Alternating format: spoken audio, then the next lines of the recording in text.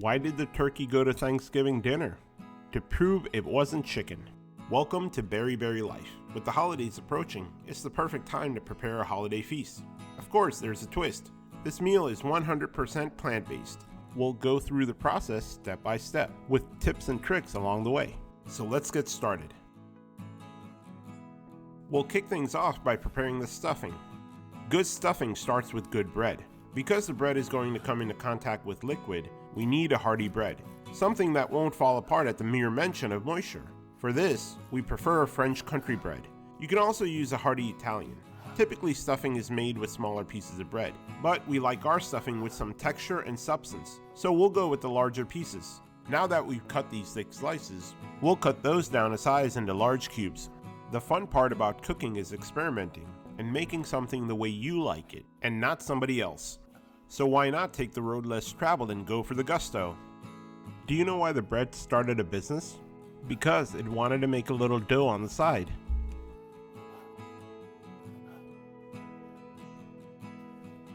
Once all the pieces are cut, we'll load them on a baking sheet and spread them out evenly. We're not going to use oil. We're only going to dry these out so they can absorb the flavors from the other ingredients. Anytime we have leftover bread, we follow the same process to create croutons, or throw them in the food processor, pulse a few times to make homemade breadcrumbs. Now we'll place the sheet in the oven on the warm setting. If your oven doesn't have a warm setting, bake at the lowest temperature possible. Ours is around 175 degrees Fahrenheit. If possible, every once in a while, open the door to allow the steam to escape. It'll dry out the pieces that much quicker. While the bread is drying out, let's focus on the other ingredients. Onions and celery are a classic combination for stuffing, and we actually like the simplicity here, so we'll use them. However, it's easy to improvise on this recipe with mushrooms, carrots, or even with some leeks. We don't like a boring stuffing. It should have some texture, some crunch, some bite. So we're going to cut the onions and celery a little large. Why did the broccoli break up with the celery? There was too much stocking involved. I just love that crisp snap of the fresh celery.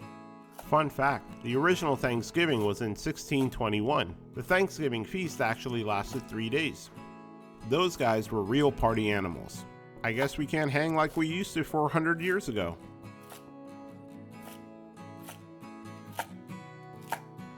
Someone asked me once, why is it called a bench scraper? I said because it couldn't press the weights. For the onion, we're using a sweet onion, or you may know them as Vidalia.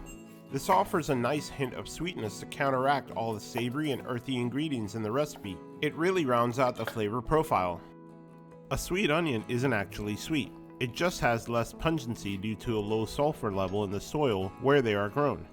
The reason they are sometimes labeled as Vidalia onions is because those onions specifically come from Vidalia County in Georgia. The soil in this county is low in sulfur and famous for their sweet onions. It's similar to how Champagne comes from Champagne region in France. We love using these when making French onion soup. Onions, garlic, shallots, green onions, leeks, and chives, these culinary rock stars, are part of the same allium family, which is a type of lily. Aside from a sharp knife to cleanly and efficiently cut vegetables, a good bench scraper is really handy to have to transfer those vegetables. For the herbs, we have some fresh thyme that we've dried at home. I always have difficulty getting the thyme leaves to come off the stems. We have about 1 to 2 tablespoons here. We also have some fresh sage. Of all the herbs, perhaps sage is the most associated with Thanksgiving in America. It has kind of a funky smell. It's earthy, it's musty, very aromatic. We'll break off the leaves and give them a rough chop. This is about 2 to 3 tablespoons. We prefer the fresh sage, but if fresh isn't available, feel free to use the dry sage. If you're using the dried sage, you only need about 1 tablespoon. With that, our mise en place is ready. Along with the vegetables and herbs, we have 2 cups of vegetable stock, vegan butter, salt and pepper to taste. We're now ready to assemble the stuffing. Let's go check on our croutons in the oven. These are perfect to absorb all the flavors. We'll place all the croutons in a large mixing bowl and preheat the oven to 350 degrees Fahrenheit. While the oven is heating up, in a pan over medium heat, we'll melt some vegan butter. Once melted, we'll add half of the sage and thyme. We want to infuse the butter with the herbs. We'll use the stem of the sage as well. There's flavor in there. Don't let it go to waste. How do the herbs settle a dispute? They call in sage for some wise seasoning. You know how your kitchen smells amazing when you melt butter? But this is at least 10 times better. Then we'll add the onions and celery. We want to coat them evenly in that aromatic butter, along with a little bit of salt and ground black pepper. We want to preserve the crunch of the onions and celery, so we won't cook them for long, maybe a minute or two, just enough to eliminate the rawness. This looks good. Now we can take it off the heat and toss the mixture onto the croutons. This mixture smells amazing. Next we add the remainder of our sage and thyme. How did the detective track down the croutons? He followed the trail of breadcrumbs, along with 1 cup of vegetable stock, and combine everything thoroughly. We want to allow the bread pieces to absorb the first cup of vegetable stock before we add the second. If we add all the stock at the same time, the moisture may be absorbed unevenly, with some pieces absorbing more and some less. Now we'll add the second cup and allow the bread to absorb the remainder of the liquid. At this point, give the bread a taste, and season with salt and pepper as desired. Fun fact, salt comes from the Latin word salarium, which was an allowance to buy salt. Then into a large casserole dish, the stuffing mixture goes. This may look a little bit dry, but trust me, all of that liquid and hence the flavor is locked in. Now we'll transfer it into our preheated oven to bake for about 25 to 30 minutes at 350 degrees Fahrenheit. Through the magic of editing, it's 25 to 30 minutes later. Now we'll take it out of the oven. There, the stuffing is ready. You're gonna love this. The bread is beautifully textured with soft centers and crispy exteriors.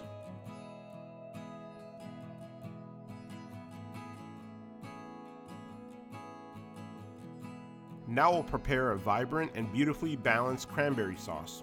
Starting with a saucepan on medium-low heat, we'll add our frozen cranberries, about 12 ounces or so. We're using frozen cranberries, but you can use fresh ones. The process is exactly the same, along with a stick of cinnamon and some beautiful orange zest.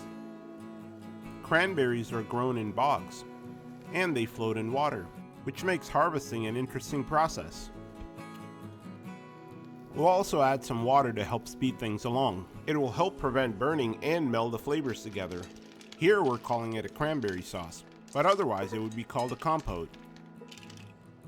The cranberries are beginning to release that beautiful color. Once the cranberries begin to pop, we'll use the back of the spoon to crush them down. We like the sauce to be rustic, with bits and pieces of cranberry, as opposed to a uniform consistency like Jell-O. With the mixture at a boil, we'll add the juice of half an orange.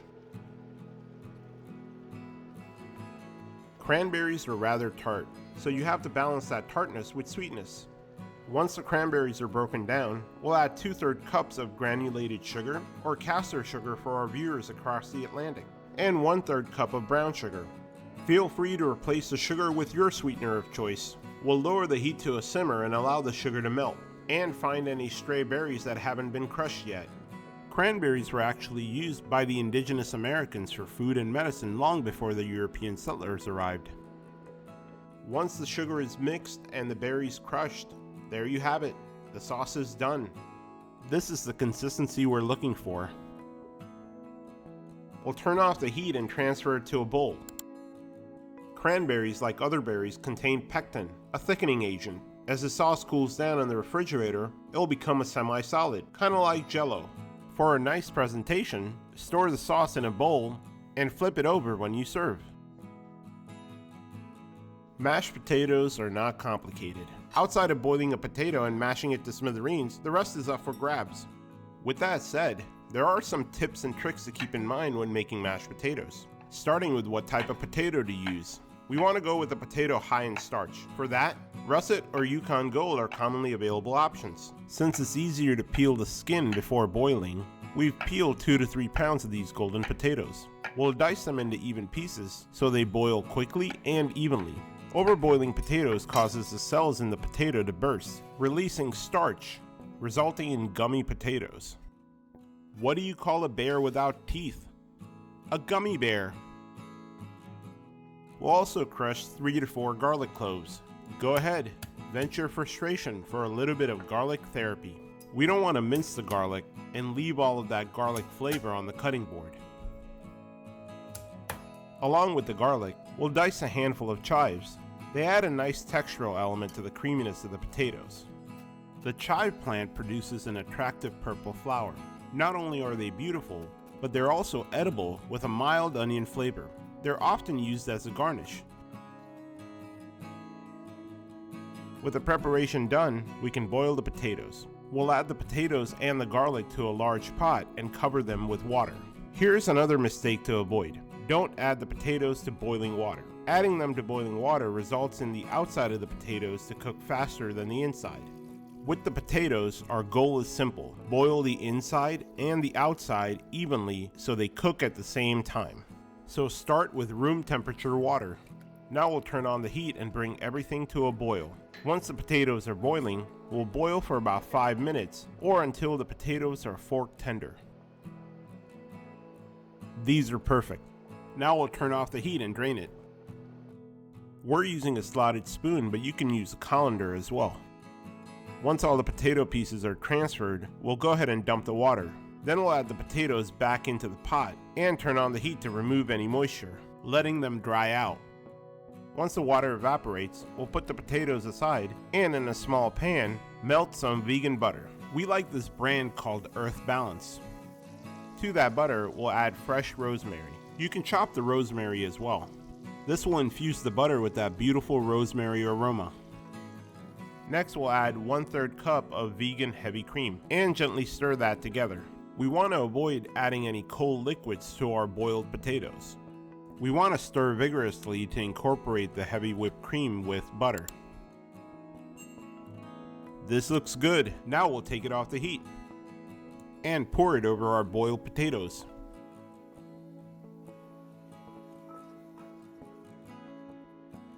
We'll give it a light stir and then go medieval on it with a potato masher.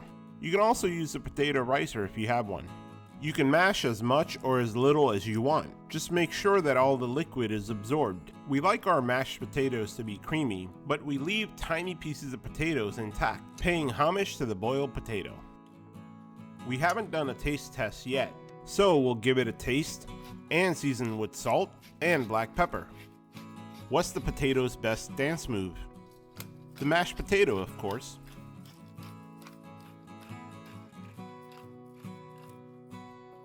This consistency looks great. It's perfect for our next mashed potato masterpiece sculpting competition. Now we'll add about half the chives and leave the rest for garnish.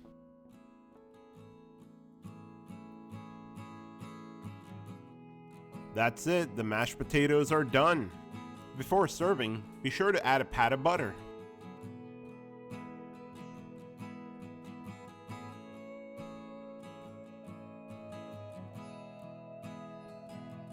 In order to make the celebration roast, we'll preheat the oven to 350. And while the oven is heating up, we'll prep the vegetables, starting with the carrots. We're going to cut these carrots long, or lengthwise, as opposed to Samwise, who is short because he's a hobbit. Fun fact, carrots are about 88% water, perfect for a hydrating snack.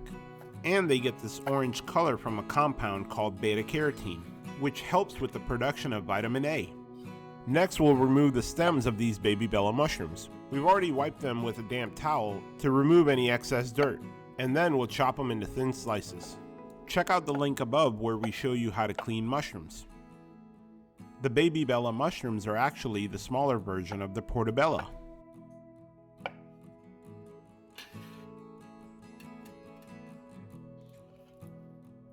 And lastly, the onion. We're using the red onion for a nice burst of color. To mash the carrots and the mushrooms, we're going to use a radial cut, which is pole to pole. This will give us beautiful thin slices. We can do this by laying the onion down and slicing at a diagonal, There are a lot of ways to cut an onion, and the cut impacts the final product. Check out the link above where we show you different ways to cut an onion. Or stand it up and slice down, rotating slightly until finished. If you're enjoying this video, be sure to hit that subscribe button for more great content. With that, our vegetables are prepped. Then in a large dry pan over medium heat, we'll add our mushrooms and allow them to cook. We're not going to use any oil or butter yet. Crazy, right? Crazy genius. This actually allows the mushrooms to give off water, reduce, and develop a more intense mushroom flavor. Check it out. See that water on the surface? That's a great sign. And these look to be done. Now we'll push these mushrooms to the side where it's cooler. Then we'll add a little bit of oil and throw in some fresh rosemary. Then we'll add our carrots. The pan is pretty hot, and that's going to allow us to char and caramelize these carrots. Now we'll throw in a pat of butter, because why not? Along with the sweetness from the caramelization, this will give the carrots a nice richness. This is perfect. That's the kind of charring we're looking for. Now we'll push the carrots to the side and make room for the onions. We won't add any more oil or butter, and allow the onions to char on their own. We don't need to cook the vegetables completely since they're going to go in the oven. We'll mix everything evenly and take it off the heat. Our holiday feast isn't complete without a roast. For our roast, we're going with a plant-based celebration roast from Field Roast. This company makes a roast that's available in a smaller size throughout the year, but it seems only during the holidays they make this larger size. And it actually comes with a porcini gravy packet that we love and is super easy to make. We'll set this aside for now and prepare the roast. Per the package instructions, you don't actually need to defrost it.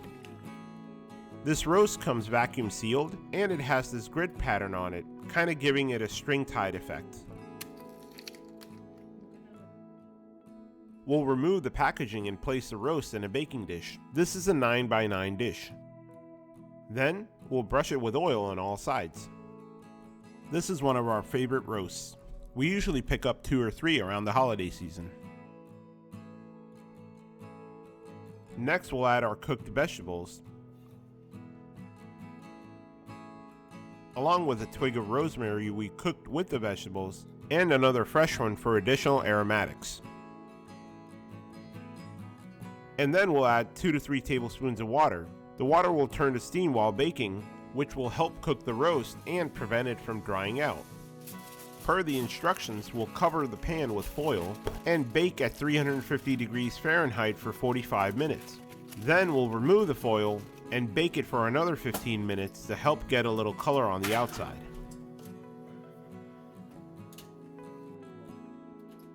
It's been 45 minutes, so we'll go ahead and take off the foil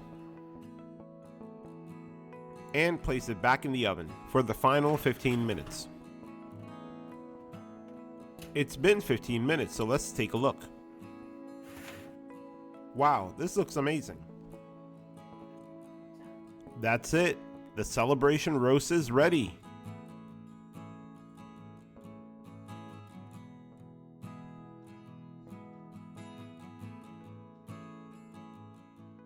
With the roast prepared, we'll quickly make our porcini mushroom gravy. It couldn't be simpler. In a pan over medium-low heat, add 2 cups of water, and to it, add the porcini gravy powder. Now we'll gently stir and heat up the gravy to remove any lumps. As the mixture heats up, it'll thicken. A whisk really comes in handy here. That's it, the porcini mushroom gravy is ready. If your roast doesn't come with a gravy, check out the link above for our mushroom gravy recipe.